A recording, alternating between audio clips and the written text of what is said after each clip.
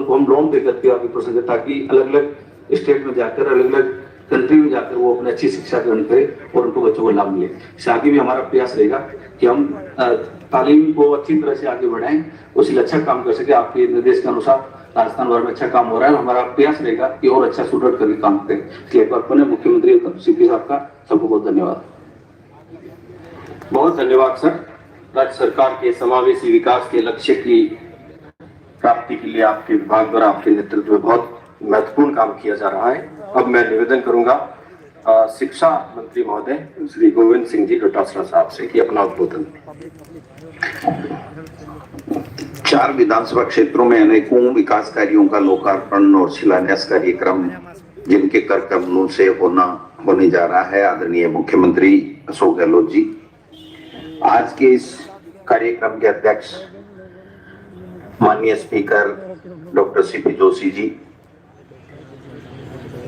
मंत्रिमंडल के आदरणीय कैबिनेट मंत्री साहिबान डॉक्टर बीडी कल्ला जी, धारीवाल साहब, डॉक्टर रघु शर्मा जी, खाचरियावास साहब, सालिम मोहम्मद साहब, तमाम अधिकारीगण और जुड़े हुए तमाम जनप्रतिनिधिगण, सबसे पहले तो मैं माननीय मुख्यमंत्री जी को इस बात के लिए धन्यवाद देना चाहूंगा कि पहला 1 साल था वो हमारा गत वर्ष जो सरकार पिछली थी उसमें जो वित्तीय व्यवस्थाएं थी उसको ठीक करने में लगा, फिर भी विकास के कार्यों को रुकने नहीं दिया।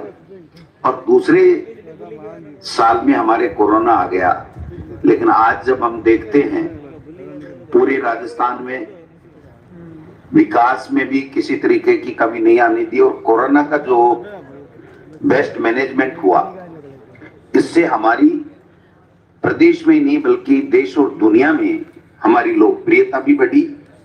और वास्तव में लोग ये चर्चा करते हैं, कल हम मंगलूर गए थे तो वहां के लोगों ने ये कहा कि पूरे देश में ये संदेश है कि आपकी सरकार ने, मुख्यमंत्री जी ने, तमाम लोगों ने मिलकर के जो कोरोना की जंग लड़ी और उसमें जो पूरे देश में संदेश गया वो हमारे सबको संबल प्रदान करने वाला है, हम सबको और ज्यादा ऊर्जा देने वाला है। आज हम देखते हैं कि इतनी कार्यों का, विकास कार्यों का विभिन्न विभागों में शिलान्यास और जो लोकार्पण कार्यक्रम हो रहा है, माननीय मुख्यमंत्री जी ने पहली साल में कार्य किया, मैं समझता हूं आज तक के इतिहास में नहीं हुआ। मैं इसलिए बताना चाहता हूं कि पहली साल में 1200 से ज्यादा विद्यालयों की क्रमोन्नति और 1580 करोड़ रुपए के इंफ्रास्ट्रक्चर के काम आज तक के कभी किसी सरकार ने नहीं दिए। पहली बार मुख्यमंत्री जी ने पहले बजट में वित्तीय अनियमितता गत सरकार की छोड़ने के बावजूद भी किया। और जब एक नमूना छोटा सा मैं बताना चाहूंगा कि सहाड़ा में केलवा में पहले बजट में 458 लाख रुपए के कक्षा कक्ष और बनाने के लिए दिए गए। सुजानगढ़ में 650 लाख रुपए दिए गए। राजसमंद में मुख्यमंत्री जहां हमारी पार्टी का विधायक नहीं था, फिर भी 321 रुपए, यानी कोई फर्क नहीं किसी भी पार्टी का जनप्रतिनिधि हो। और बल्लभ नगर में 395 लाख रुपए। वहां पर सारड़ा में पहले साल में अभी हम तक 7 विद्यालय हम लोग क्रमोन्नत कर चुके हैं। सुजानगढ़ में भी 7 से ज्यादा क्रमोन्नत हो गए, सब्जेक्ट खुल रहे हैं।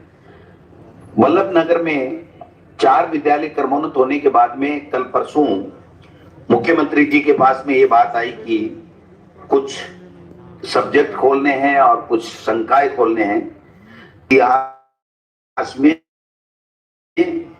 मैं सीखूं तो ऐतिहासिक विकास के कार्य, स्कूलों की क्रमोन्नति, राजस्थान में क्वालिटी एजुकेशन में 2 नंबर माननीय मुख्यमंत्री जी आए। से कहा कि गरीब का बेटा भी अंग्रेजी माध्यम में पढ़ना चाहिए, उसको निश्चित शिक्षा मिलनी चाहिए। और आज हम 201 स्कूलों के साथ में हैं और हमारे महात्मा गांधी इंग्लिश स्कूल की चर्चा तो सब जगह पूरे देश में हो रही है कि ये आपने किया कैसे मुख्यमंत्री